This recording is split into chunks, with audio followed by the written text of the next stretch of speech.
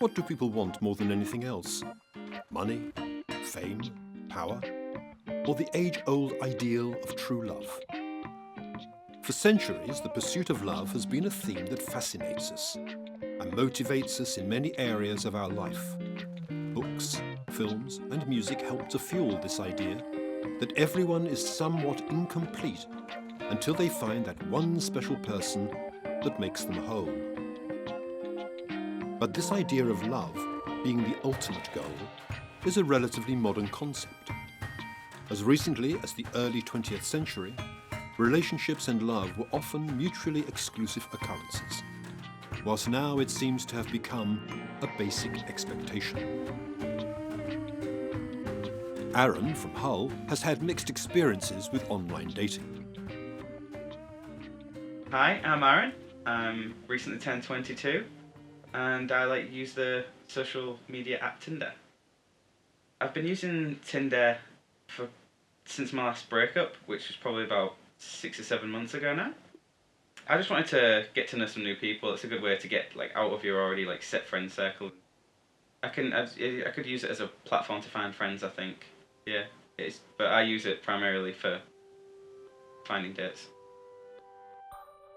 Tinder is a dating app for smartphones, which offers the users a selection of profiles consisting of a few pictures, an optional line of information, and the user's first name, age, and proximity.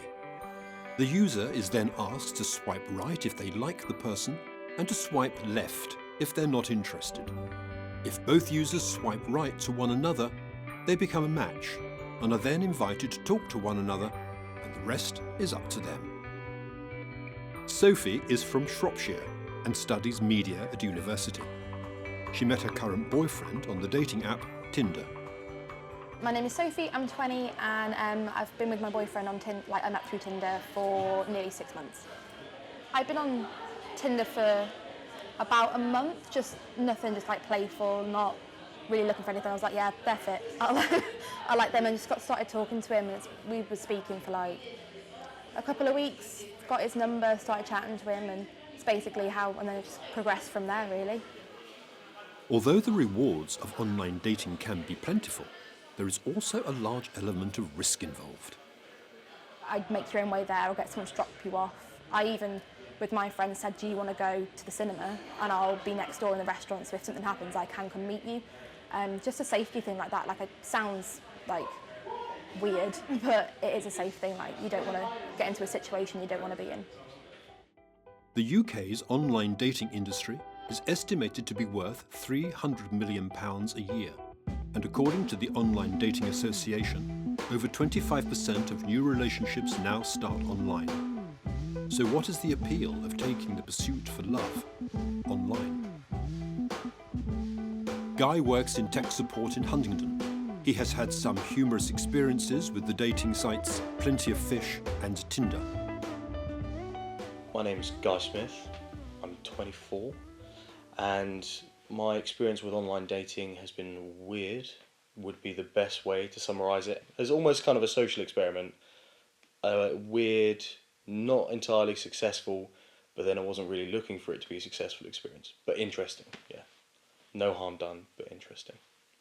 For me, the level of intimacy required over message, for me to want to meet up with a person, was 0%. Because if I was attracted to them physically, there was no reason not to meet with them. Because in my opinion, trying to convey who you are as a person over a series of short messages is often ultimately pointless anyway.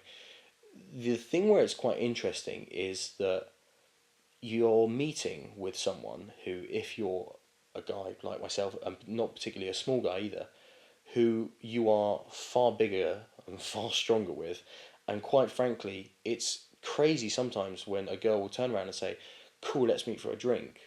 Or even a couple, cool, do you want to come round to mine? Because you just think, are you insane?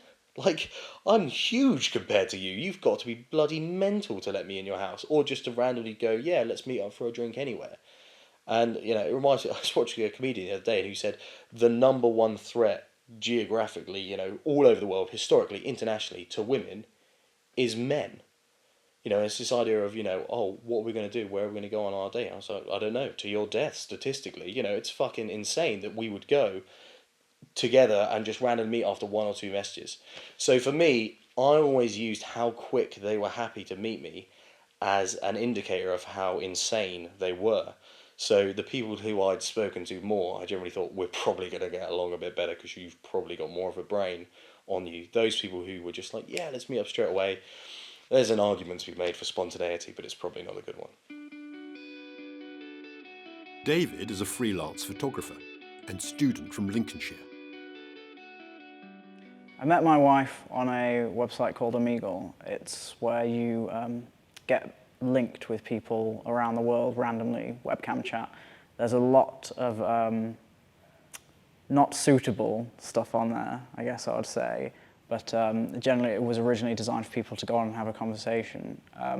So I was at home by myself and my parents were on holiday and I was pretty bored and I was just wanting someone to talk to, so I went on, and after about 15 minutes we kind of just got connected with each other, and then we ended up speaking for the whole night, and then we got each other's Skypes, I think, and then from there we just sort of carried on talking. I didn't think I'd meet someone who I was going to marry. I was just sort of looking to kill some time and just see if there are any interesting people out there to talk to, yeah. But it is what it is, it just happened, I guess. Diane is a mother of two from Huntingdon and is retired. Following a divorce, she gave Match.com a try. I started online dating because I came out of a long relationship and I obviously wasn't very happy, and friends of mine said, oh Diane, you must try online dating.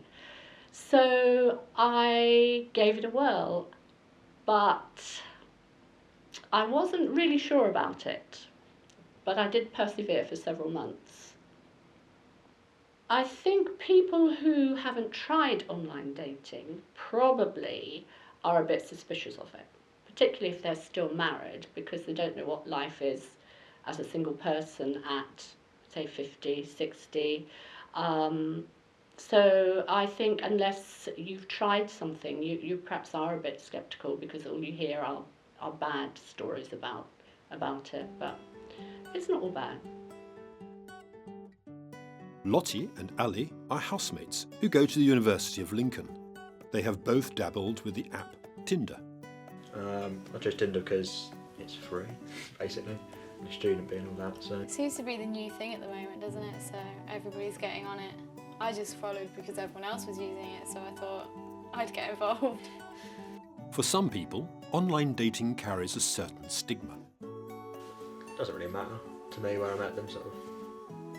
See, for me that is an issue in a way. Like, if people always ask you, oh, how did you meet them? And you say Tinder. I don't know, I don't really want that, but you can't help if you like someone at the end of the day, so. I know people in relationships out of online dating, so. Holly is a student from Shirebrook and has used online dating with friends as a bit of a joke.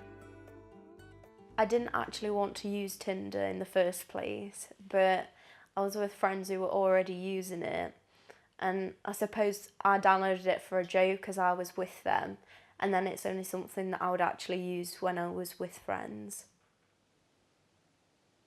Dating websites, they have a stigma attached to them, so I know that I think it's seen as like that perhaps it's like pathetic that you can't actually, you know, get yourself out there and go and try and meet someone for the right reason. So for seeing what they're actually like, going and having fun, having a nice time, it's just easy to sit behind a computer screen, and I think it's actually quite lazy to actually not push yourself and go out and meet someone, because everybody can sit behind a computer screen and say what they are and what they're not, but actually if you meet someone in real life, you'll see who they're really like. Jack is an audio production student from Skegness. Following a breakup, he tried his luck with Tinder, but he didn't have much success. I'm Jack, I'm a student, I'm 21, and I'm a past user of Tinder. what I was looking to get out of it was just, I don't know, some sort of acceptance from someone else, help me get over a breakup. I think other people have their different various reasons. Me, myself, it would be nice to have a relationship, but there's always that thing at the back of my mind that you have to pass the mum criteria. So would I take this girl back to see my mum? Now, if I tell her I met her on an online dating site, I think I'd get some odd looks from her. She'd get over it eventually, but initially, I think I can't be bothered with that sort of rigmarole with explaining to people, oh yeah, I met on online dating, they weren't a killer or something like that. David teaches psychology at the University of Lincoln and specialises in the study of human interactions. So I guess what I'm really interested in is understanding how people interact across different social contexts. So people often jump between the online world and face-to-face communication, a bit like what we're doing now. And I'm interested in what goes on between those interactions and also during those interactions. I'm also interested in sort of individual markers of behaviour that might come from people's mobile phones as well. Online dating profiles often rely on a small selection of pictures and a few lines of fun facts intended to lure in potential matches with often tenuous mutual interests. When an online dating profile only offers such a condensed picture of a person, can anyone truly ever fall in love online? I think attraction governs the beginning of lots of relationships, so I'm not sure if that's got worse or if it's gone away. I don't think it will go away. I think if people have become more superficial, it's not because of online dating. I think it's probably because of lots of other things. I'm not even sure if it's superficial, it's just what people's standards are might have changed and what their expectations are might have changed. Given what's advertised on TV and within magazines and in terms of selling products that claim to do X, Y, and Z, online dating is perhaps no different in that it attempts to sell people a solution to a problem that may not actually be a problem. Just because someone's got to a certain age and hasn't, met someone that they want to spend the rest of their life with may not be a particular concern to them. But dating websites have a vested interest in convincing people that it is a concern to them. Joss is a student from Essex and uses the gay dating app Grindr. I was once asked by a guy on there without any hello or anything. I don't even think his profile had a picture. He just asked if I could kick him in the nuts, which I obviously accepted because, if anyone gets the opportunity to kick someone in the nuts, I think they have to take it. Yeah, I had this one chick that had a pet horse, and that was all she used to talk about. And I would be like, do you want to hang out sometime? She'd be like, yeah, we can, me and you and the horse. And it was a little strange how attached she was to her horse. I was swiping through one day really quickly. I don't know why I'm telling you this story. And I got matched with a transvestite. What, so you said yes to them? Yeah, because I was just flicking through really quickly, like not checking their bios or anything. And then I got matched with them, so I was like, yes, got a match. If their bio, it's like, I'm actually a guy. I was like, So I had to delete them. But he never responded, so sadly that never got to happen. But if you're out there, I am willing to kick you in the nuts.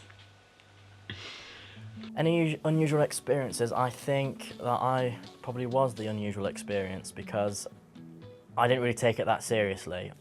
One of the difficulties is that it's starting out, so you've matched with someone.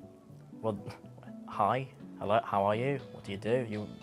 Is that a generic conversation that people are just sick of because they have thousands of matches or whatever? So my friend told me a good opener, which is, would you rather change sex every time you sneezed or not be able to tell the difference between an apple and a baby?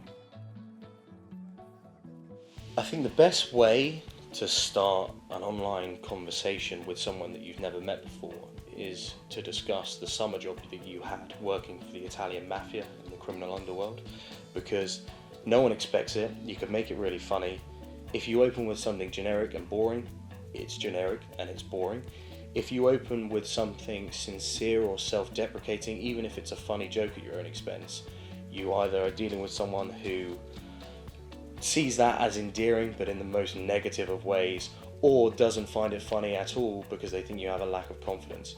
You don't want to make a joke at someone else's expense before ever really talking to them. So I think the best thing is just to open with something that's funny, something that represents your sense of humour, but that they can kind of roll on from. So you would go from that, and if they joined in the joke, that's the perfect response, and then you build that into kind of normal everyday conversation. I always use cheesy chat-up lines, but you always tell me not to. They're so funny though, but they scare me a bit. I just like a high. I think that's a But bit yeah, boring. they're quite funny, but I don't know. Yeah. Didn't get many replies, so they couldn't be good. I liked them, Ali. Thanks. Try and pick something out that colour stands out about them and ask them about it. If you see, like in the picture, one of the pictures, they were eating organic food or something, try and start a conversation about something you know they're interested in already. Because if you just go in talking about yourself or things you're interested in, you're not going to grab their attention at all. Catfishing is a term that has wound its way into our vocabularies as more and more people encounter users online who aren't quite who they claim to be. But if the aim is to entice someone into meeting up in the flesh, then why do people misrepresent themselves at all? Catherine is a feminist writer living in Milton Keynes, whose work often explores the complicated nature of relationships. I've never had an experience where someone hasn't been who they say they are, like the pictures have been the person, but I've definitely had it where the pictures were considerably younger, where their description of their height was very inaccurate. Like a person said they were 5'7", yet they were about the same height as me, which is 5'2". That's significant, and I can see perhaps why that person might have done that, but did he think I wouldn't notice when I actually met him? So yes, there's been the odd experience, but no horror stories. Everyone has been roughly who they said they were. I like to think that I represent myself in a real way. It's very much when you're talking to someone, they'll be like, you'll just be talking, and they'll be like, oh yeah, have you got any more pictures? So what I usually do, I'll send them some nice pictures, and then I'll send them a really horrible picture of me, just to sort of counteract it, because I'm like, yeah, this is me pulling a nice face, but this is what I look like the majority of the time. If I met up with somebody and they didn't really turn out to be who they were, it depends on how much they were lying, I guess. I'd be a bit bothered because, well, why are you lying to me? And then what else are you going to lie to me about? I think it must be quite distressing for people who meet someone online and it turns out to be somebody else. I never thought for a second that whilst we were talking it would be somebody else, purely because we video called pretty much every day. I think it would take some sort of genius to be able to fake a video call with somebody else.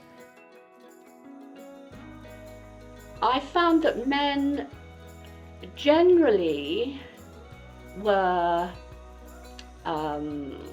unfit, nothing like their photographs, but they wanted to or expected to meet a woman sort of like 20 years younger who was glamorous, fit.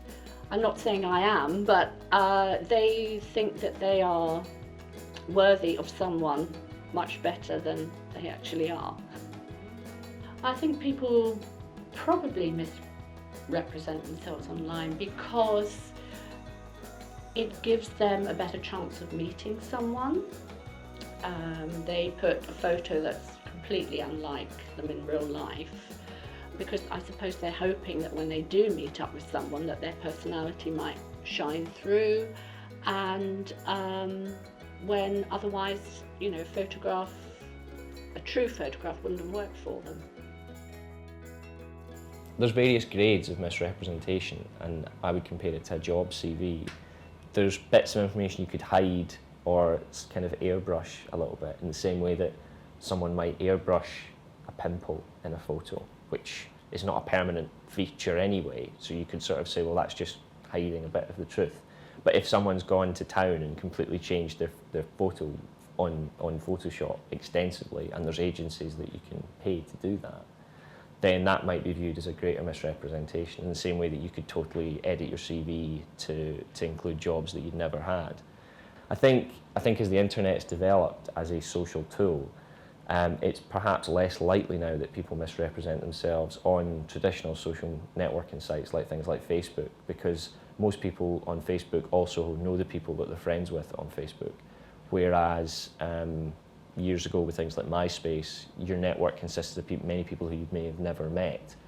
So it was easier to misrepresent and there's no consequences. Whereas now, I think as the internet's matured as a platform, people are more honest.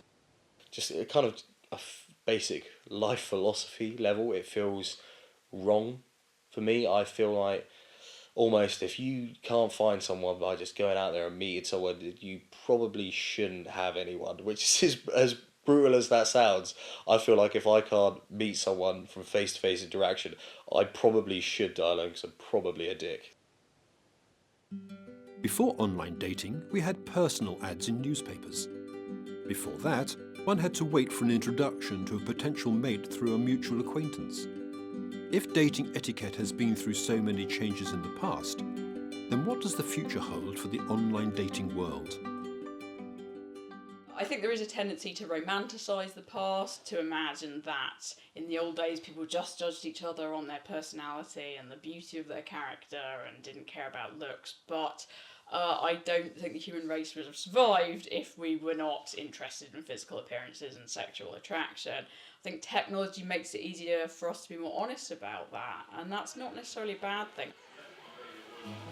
I think apps like Tinder, like Match.com, things like that, they are kind of like of the moment, but I think people will always use them to find like love or whatever. But yeah, I think the traditional way of just seeing someone you like, going up to them, talking to them, it'll always be there. Tinder is a fad, and it'll just go out of fashion like every other app that's been.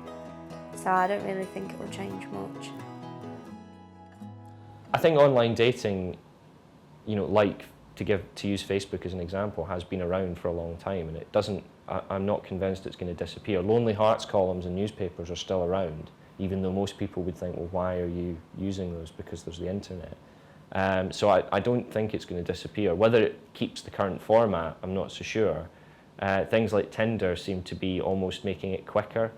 So the idea of even having to fill out a profile is becoming, people are obviously thinking that's too time consuming. But I think like most things online, it continues to evolve and develop. I think people want to have relationships with other people, and the internet's always been one way of doing that. So, and that's kind of what the internet was set up to do, was to help people communicate. So I can't see that going away. It's definitely possible to find love on the internet. There are lots of different people out there, so no matter what your interests are and what your hobbies are, you'll find someone out there who shares a similarity with you. It's not for everybody, meeting someone online, but it definitely works for a lot of people. As with any popular leap in technology, the future of online dating is unclear, as we watch companies fight to keep ahead of the curve and develop with the trends. Will society's nostalgia for more traditional ideals of romance bring about the end of online dating? Or will it become the normal, accepted way of forming new relationships? Unfortunately, we cannot predict the future. But in the meantime, we might as well swipe right to online dating while the going is good.